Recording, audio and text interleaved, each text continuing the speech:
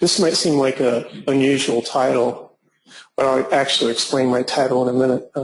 From Paradox to Paradise. About 2 years ago, I conducted a very large industry study on functional verification, and I've actually shared that data at different events in Europe. In fact, a year ago at FDL, I keynoted that event and I shared the data there. I'm in the middle of a brand new study, and this particular study is not done yet, so I can't share that data with you. I can actually talk about some things I'm observing with it, but the collection of the data actually completes this week, and it'll take me about 6 weeks to actually finish the analysis. So perhaps sometime in the future. But I am going to talk about data today. One of my passions is related to metrics. I'm going to talk about the importance of metrics-driven processes. And I'm also a big believer in that there's not a single metric that we can successfully conclude anything from. It takes multiple metrics. In fact, let me start out by talking about the importance of correlating multiple metrics. And with that, I want to talk about the Space Challenger. Now, the Space Challenger, it was January 28, 1986. I was giving a talk recently in the U.S. and a bunch of young engineers, and most of them weren't even born yet, it seemed. So a lot of them weren't aware of the details of this. But when 1 minute after takeoff, the space shuttle exploded, and it was the O-ring in the right-hand solid booster rocket fell, and combustible gas basically escaped and punctured into the external tank. Now, they were concerned about launching the space shuttle the night before. They were looking at the failures of the O-ring with respect to temperature. The problem was in Florida that night it was freezing, which is very unusual. So one thing they did in the analysis, actually, by the way, they came up with, there was multiple reasons for the failure, but one of them was they looked at, was this. They looked at the O-ring failures with respect to temperature, and this represents data from multiple launches, and these are the failures of the O-ring. But the problem with this, when they basically charted this out, they couldn't conclude anything. It seems to be all over the spectrum. What they failed to do was add in the passing cases. Let's look at this. You add in the passing cases, all of a sudden it becomes a little more, you can kind of see a pattern here, that the normal operating range in terms of temperature. The analysis after the failure, years later, was that, obviously they were not correlating the data correctly. They should have actually included both the passing and the failing cases in there. So I'm a big believer it takes multiple data points, and we've got to look at data and correlate data to be successful. Let me share with you, this is part of the study I did 2 years ago, and I plotted the mean peak number of verification engineers by regions of the world: North America, Europe, Asia, and India. First time I presented this, it was at an event in the U.S. I had somebody come up to me afterwards and says, "What's going on? Obviously, North America and Europe were smarter than the rest of the world. We can do this with less engineers." And again, the fallacy in this analysis is not taking into account that a lot of design is done in North America and Europe, but a lot of verification is actually done in India. And part of that reason, obviously, there's a lot of software talent in India. It's cost effective. So again, going to the point, you have to be careful how you analyze data, and you've got to correlate the data correctly. Okay, so getting back to what I'm calling the verification paradox. I was teaching a course at University of Texas this spring, and it was a course on assertion-based techniques, and I'm a big believer in patterns. And when I think of patterns, and I think of Eschler, and I like showing this because this, in my mind, is a classic paradox in the sense that it represents a world that defies gravity. And so the English definition of a paradox is it's a statement or situation that leads to a contradiction. And so let's talk about how does that relate to verification. What is this contradiction? What is this paradox in terms of functional verification? And let's look at some data points. And again, this is going back to the study I conducted 2 years ago. The first one is that in the past 10 years, there's been this remarkable emergence of new techniques, methodologies, and languages.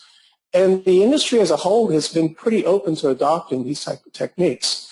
This represents languages used to build test benches, and you can see there's been a tremendous uptake in terms of the adoption of System Verilog in the past 3 years. That represents 2007, 2010, and then we asked, what do you plan to use in the future? What's interesting about this is probably the fastest growing HDL in our history. But getting back to my point, the industry is actually open to adopting new techniques. This represents the methodologies. This is kind of interesting because no data had ever actually studied different methodologies. And you can see, so I can't show actually trends from historical data. I'll be able to do that in my new study. But you can see that, tremendous interest in terms of adopting UVM going forward. Okay, so the industry is open to adopting this. But here's where some of the paradox comes in. Now, in my full study, in fact, I can reference where the study is at if you want to see it. I show all these different advanced techniques that are being adopted in the industry. The industry is maturing. At least it looks that way from the data. I'm only picking 2 points out of that study today to talk about, and the reason is my focus is on metrics-driven processes. Now, and so what I'm showing here is code coverage and functional coverage. Now, I by no means consider code coverage an advanced technique.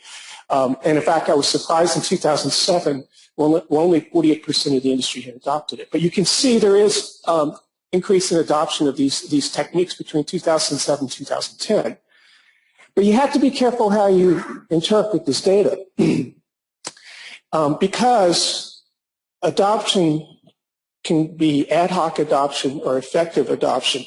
I've conducted a number of verification and views assessments around the world, and a couple years ago I was talking to this one company in Asia. And what was interesting was that they talked about I asked them, are you doing functional coverage? And we got down into the details of it. And they came, yeah, they're doing functional coverage. And there was a multi-million gate design, but they had only written 9 coverage points. Obviously, they're not doing functional. But they would have answered this survey, by the way, the study here, yes, we're doing functional coverage. So again, you have to be careful how you interpret the data. There's a difference between ad hoc adoption and effective adoption. So that's part of the paradox there. We're struggling here. And so what I find is that many projects are unable to quantify the effectiveness of the techniques they use. I've talked to many projects that are attempting to bring formal in, attempting to bring assertion-based techniques, constrained random, you name it, but they're unable to quantify the effectiveness after they brought these in. And part of the reason is they have failed to put in place metrics to measure risk or measure success, essentially. And that's reflected, again, in this study I did 2 years ago. This is kind of interesting. What we see here is that 2/3 of the, and this hasn't changed, which I think is interesting. It hasn't changed between 2007 and 2010.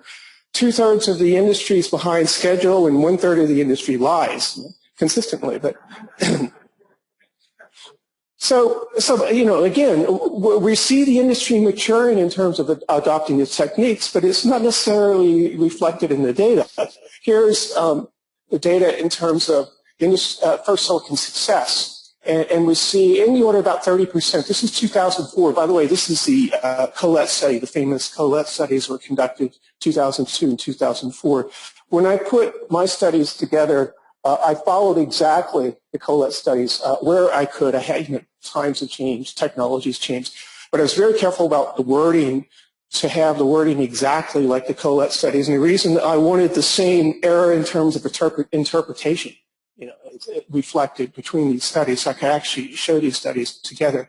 But you can see where only about 30% of the industry is able to achieve first silicon success. The new study I'm conducting now, I've looked at the data, and I haven't finalized the analysis, but it seems to still be the same. About 30% of the industry is able to achieve first silicon success. Now, you could argue that we're doing much more complicated designs, so at least we're maintaining, we're not getting any worse.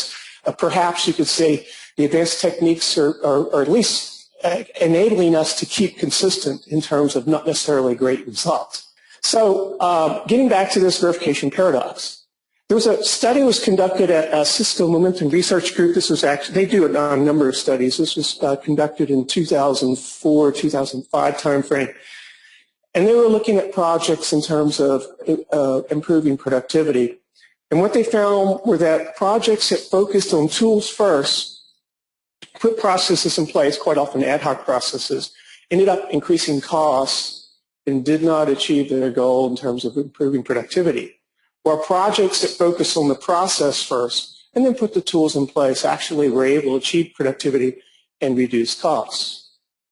And that's not too surprising if you're familiar with some of these other studies that have been done in other domains, like, for example, the software domain, CMMI, capability maturity models. The focus on a lot of these, and by the way, I'm not advocating anybody would ever adopt that in the hardware domain, but the importance of process was identified in some of these other studies. Now, what do we mean by process? Well, obviously, you've got to have tools, technology. You want good tools and technologies. There's procedures and methodologies. I'm a big believer that there's this huge disconnect between tools and actual effective solutions, and that disconnect is methodology put in place. I consider methodology the bridge between tools and technology and an effective solution. People skills, a lot of companies fail to invest in terms of training in new technologies, and then metrics and analyzing those metrics. So the process essentially is all this. It holds this together. All right, so let me give you some characteristics I found of organizations that generally do quite well and mature. They obviously have well-defined processes. They plan the verification process. It's not ad hoc.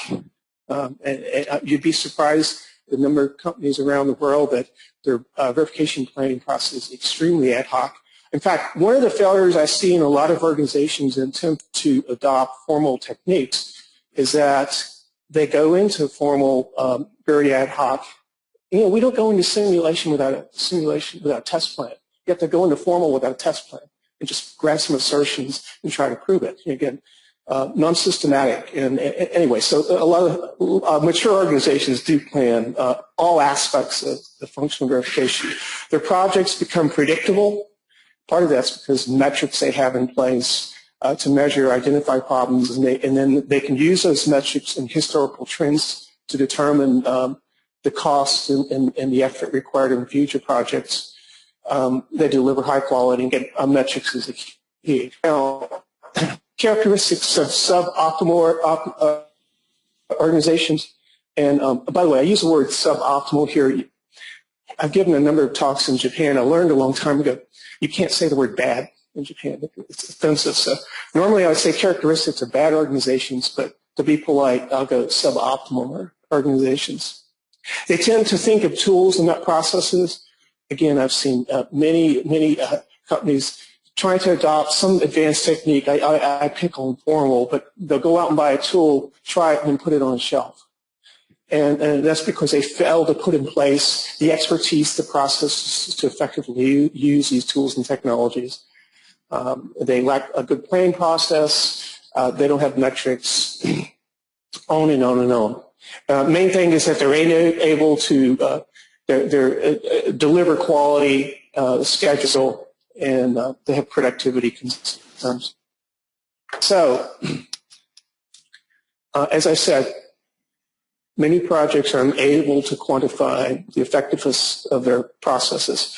So I'm putting a couple quotes up here by Peter Drucker. Peter Drucker is an author. He's done a tremendous amount of work in terms of project management and metrics-driven type processes. I do like these quotes. What gets measured gets done. What gets measured gets improved. What gets measured gets managed. Another way to look at this, what doesn't get measured might not get done. What doesn't get measured might not get improved, and certainly what's not being measured is not being managed. Okay, so what do I mean by metrics? Well, they're measurements that provide visibility into a process. It's interesting when I've gone out and done a number of assessments at various companies, one of the feedback I get quite often from management is that they lack visibility into the process. They want more visibility into the process. And the problem there is that they haven't, first of all, identified what's important to them, and then what metrics do they need to put in place to measure those items that are important to us. Okay, so the great thing about metrics, as I said, you can use it in terms of historical trends to really plan effectively future projects if done right. Now, metrics-driven processes are not new. Anybody in here familiar with Deming? Deming went into Japan after World War II and revolutionized their manufacturing, their auto industry. It was quite a mess before he went in there. And he introduced statistical processes, metrics-driven processes, essentially, to improve quality. When I was a young engineer, I started my career at TI. We were all required to take quality courses, one of the 14 points of quality. And it was real funny. I took a course in Deming. He put us in a room, divided us into two groups, gave each group a bowl full of white marbles. And in there, he sprinkled a bunch of red marbles. Both groups, they gave a paddle, and the goal was to get the red marbles out. Okay? Think about it. That's the bugs, right? You get the red marbles out. One group, he rewarded for the amount of bugs he got out. The other group, he actually punished by, if they didn't get enough bugs out. At the end of the day, it didn't matter whether you were rewarded or punished. It didn't matter. The same amount essentially were being removed. The conclusion was don't put the red marbles in there in the first place. And you think about it, that's the approach in terms of metrics-driven processes he introduced in Japan, was that when they go assemble cars, they don't want to have to verify them. They want the parts correct. They just assemble and they go. You know? And you think about that's really the dream that we have, where we want to go in terms of SoC design. You know, we want to take the IP, put it together, and go. It's not quite that simple, and I can explain some of the problems here coming up in a second. Okay, so other examples, capability maturity models, CMM, CMMI, metrics are a big part of the process. And again, I'm not advocating CMM or CMI ever be applied to hardware. I'm not convinced it's appropriate. But again, it's not new. Part of, you get into what's referred to as level 3 in terms of maturity. Did I push something? He's chatting over there with somebody.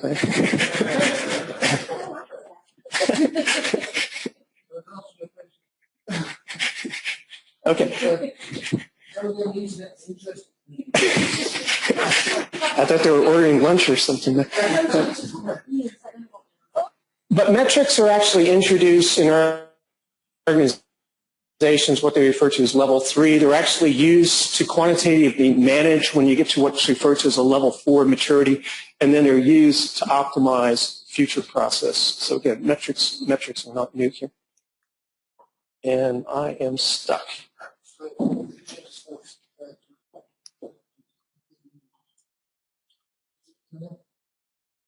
Being an EDA guy, I have this philosophy: never do anything automatically. You should do manually. So I probably should have gone up there and pushed it. Okay, so going back to the Challenger, as I started this talk, I believe it requires multiple metrics in order to truly get a view of what's going on. I know some people ideally want a single metric and say, with this I can conclude. The reality, that's not the case, because a metric in a way is kind of an abstraction of the design, a single view, and we need multiple views to get an understanding of what's going on. And that's the reason we have so many different types of metrics. But the other thing is, I'm a big believer, metrics can be a waste of time if they're not effectively thought out. They can be extremely costly and resource intensive. So good planning has to go in this. And I always say that the metric you choose has to be actionable. If they're not actionable, you're wasting a lot of cycles gathering data. Yeah. So I classify metrics in two areas. One is what I call process, and another way to look at it is project-focused metrics, and then coverage metrics. And the Process metrics, these are metrics that quite often a lot of projects don't even think about. They think that you talk about metrics, they intuitively think, oh, you're talking about coverage, and I'm not. I'm talking about other metrics involved.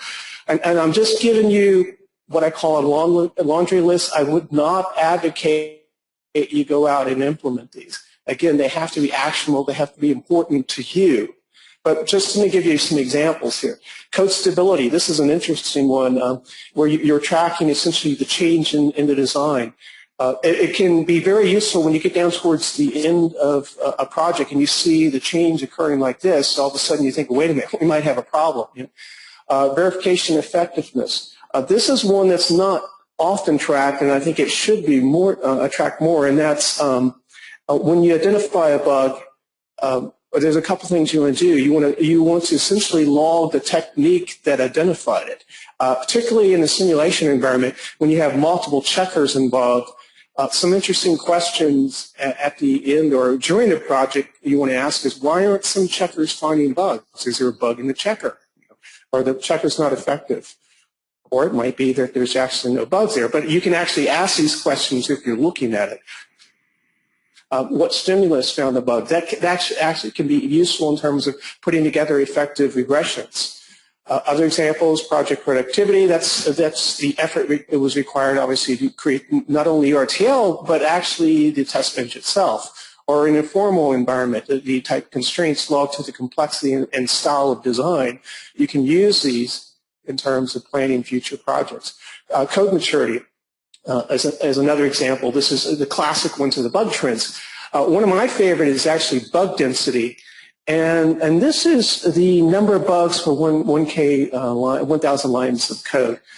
What's interesting, there seems to be this, I wouldn't call it a constant, it's a range of bugs in the industry between 10 to 50 for programming languages. It doesn't matter what programming. This has been true forever. But 10 to 50 tends to be a lot more concurrency. It depends on the degree of concurrency.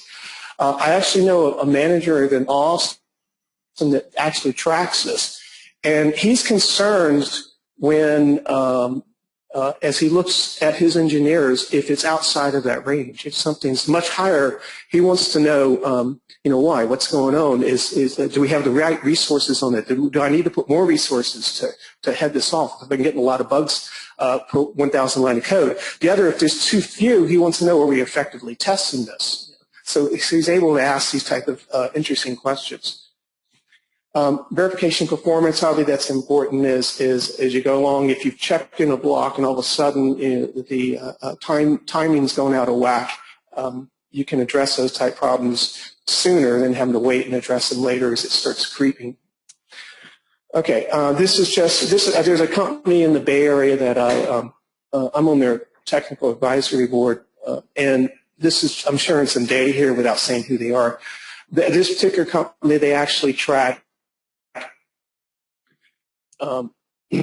newly opened bugs. These are the cumulative bugs over time, and then this is the bugs that are being closed. This can be useful if all of a sudden you get a spike at some point in the design. You can ask the question, why, what's going on? Or actually an interesting question, if this thing basically levels out and you're finding new bugs, and you have to ask the question, is the techniques we're applying not effective? Should we be trying something different? It gives you a clue. So again, the point being is that with this type data, you can make intelligent decisions. Here's a couple others, and again, I'm not advocating you actually would adopt these. I'm just showing these as examples. These were important to them, where they were tracking bugs found by the type of verification. They were tracking gate level, power aware, mixed signal, digital, and you can see down here towards the end, they're getting a lot of mixed signal type bugs. Again, that could be a concern in terms of if we're planning to tape out soon. Bugs by different levels, full chip versus subsystem or a block in IP. It was important to them. They were tracking bugs by source, whether it was soft IP or hard IP. Again, that might not be important to you. I'm just sharing some examples. Okay, so so that's the process and project management type bugs. Then there's metrics, and then there's coverage metrics, and I think ideally would love to have a single metric, but obviously we can't achieve that. So we have today code metric, coverage metrics, and we have functional coverage metrics, and you actually can use them to complement each other if done effectively. This just shows the trends of coverage being collected over time. And again, you can ask some interesting questions as these things change. Okay, so we are obviously moving to SoC-based design. This is the world of SoCs we know for the past couple of years.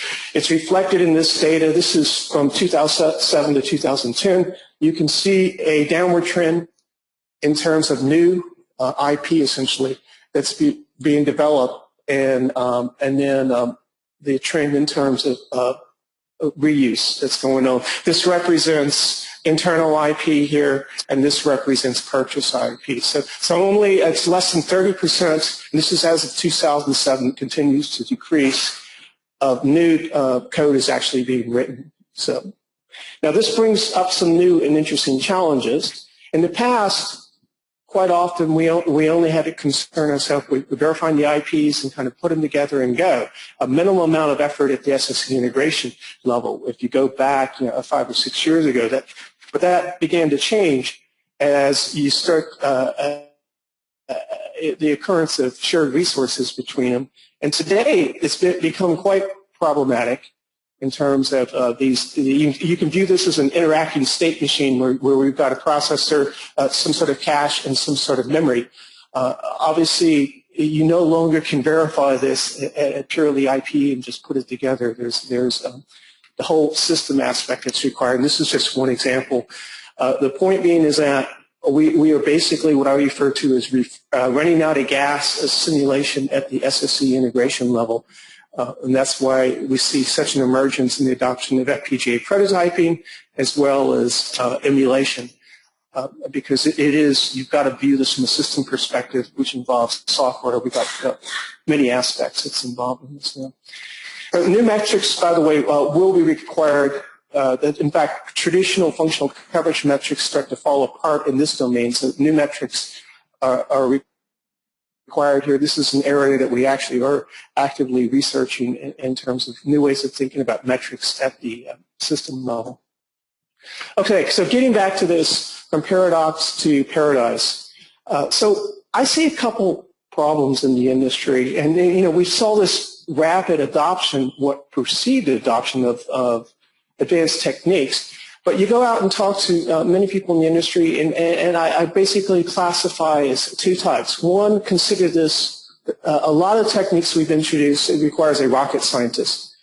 And by the way, somebody pointed out to me recently that Einstein was not a rocket scientist, but it's something I grabbed real quick. The other problem is what I call the blank page syndrome. Again, University of Texas at Austin this spring, I was teaching a course on assertions. And I can go out there and I can teach these students syntax and semantics of the languages. But when they get back to their desk and actually try to apply it, they have what I call the blank page syndrome. I don't know where to start. And this is not something unique to students. It's unique to a lot of engineers when you introduce advanced techniques. So those are problems that need to be overcome, and I'll talk a little bit how we're addressing those at Mentor. We actually address them in 3 different ways. One is advanced technology, and by the way, I'm not going to go into a product pitch. We do have a great team that's out here if you want to see some of these technologies. But we're focused on advanced technology that I refer to as easy quantifiable in terms of effectiveness. Now, sitting around this strategy is what we call the Unified Coverage Database. This is some technology that we started developing 2005, 2006 timeframe. We donated this, the API to this technology to Accelera, and at DAC this year, it became an industry standard. So there's now a way to share coverage data between multiple vendors and multiple tools. And I think some interesting things will occur from this in terms of, in the future, being able to merge and analyze data, which will require much more research.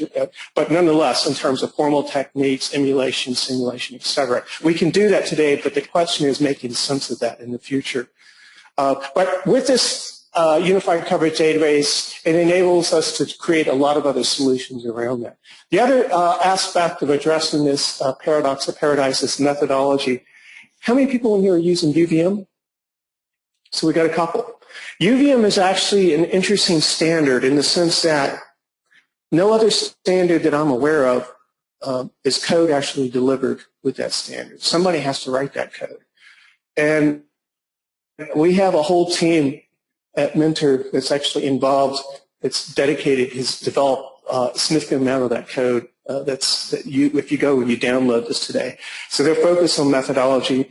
And the other focus is, we recognize this paradox in the sense that there is a lot of advanced techniques that have occurred in the past 10 years and people are struggling in terms of blank page syndrome. So we've developed what we call the Verification Academy. Anybody in here seen the Verification Academy? This is a free resource for you. You can go out and log into it, and I'll talk a little bit more about it, but there's a lot of discussion and details on advanced techniques. Okay. So unified coverage databases, I mentioned that this is a technology we started developing back 2005, 2006 timeframe. It was donated to Accelera. It became, from the unified coverage interoperability standard, it became the basis of the standard. It's an API that allows you to put data into a unified coverage database and take it out from multiple tools. Okay. And then from this, we're able to develop a lot of interesting technologies. One of them is requirement tracing. This is test plan tracking. Anybody in here work on DO254 projects? Okay, so a lot of projects, DO254 is one example, is that it's required. It's required that you actually trace what you have checked back to the requirements. There has to be a way. So we have a way of automatically linking that, and that was based on some technology that we developed from the initial days of the unified coverage database. Other technologies we've developed, trend analysis. I showed you some of the trends a minute ago and some of the metrics I shared with you. Result analysis is some advanced debug across multiple runs, and then a whole regression manager. All of this because of our investment in research into the unified coverage database. The other one I want to talk about, which I think is kind of an interesting thing that's occurring now, is this merging of formal techniques with simulation techniques. And in fact, quite often, these type technologies are all happening under the hood where the user doesn't understand that formal is actually being applied. Here's an example where code coverage. Now, code coverage can be really frustrating when you get into situations where you've run multiple regressions and there's actually points in the design that cannot be covered. They're not reachable. A good example of this would be some sort of error message, maybe. You know you're not supposed to reach that. Another example is that you can have IP that under certain configurations you're disabling some functionality. So you waste a lot of cycles weeding that coverage out by manually creating the exclusion. Here's a technology we developed called Questa Coverage Check. What this does is you take the RTL in, it identifies the unreachable coverage that you can actually debug. It automatically creates the exclusions so that as you're simulating, your coverage that's being collected now has removed all that unreachable code. So you can focus now only on the items that you're truly not covering.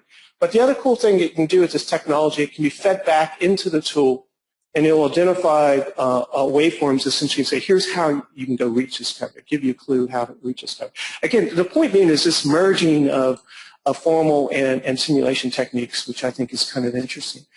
The last item I want to talk about today, and this is graph-based techniques. Anybody familiar with graph-based techniques? Okay, so this is a totally different way of thinking about the problem. The problem with constrained random is that it's exploring regions of the state space that I can't think about in terms of concurrency, but it does a lousy job of closing coverage and use a tremendous amount of cycles trying to do this. This is a totally different way of thinking about it. Basically what happens is we describe the design in terms of like a BNF that's compiled into a graph that represents the entire state space, and the algorithms intelligently traverse the graph And in the process of do this, always uniquely go through something new within the state space. So every single vectors that are going in there is a totally unique path. What we see is that you can get 10x faster coverage closure using this techniques, and hundreds of more tests that are meaningful tests, not redundant, that you can't get through either directed tests or random. I just want to share one example. This is within the printout that you have. This is a wireless network Ethernet example. This particular customer was using VCS. We changed nothing in their test bench. They continued VCS and test bench. We layered this on top of it now. And then they went from, it took us 35 hours of layering on top of it. They went from over 3,000 hours, CPU hours in the regression test down to 48 CPU, 66 times faster, and actually achieved higher coverage now. So it's just, I believe it's, in my mind, it's the most revolutionary technology. It's developed in functional verification that's being actually applied on designs in the last 10 years. Okay, so the blank page syndrome, I mentioned the Verification Academy, and in May we had over 10,000 members worldwide registered. Now we're over 13,000. A couple things about this. The Academy consists of discussion forums, video modules, different type cookbooks. Anybody seen the UVM cookbook? It's free. Again, it's something worth checking out.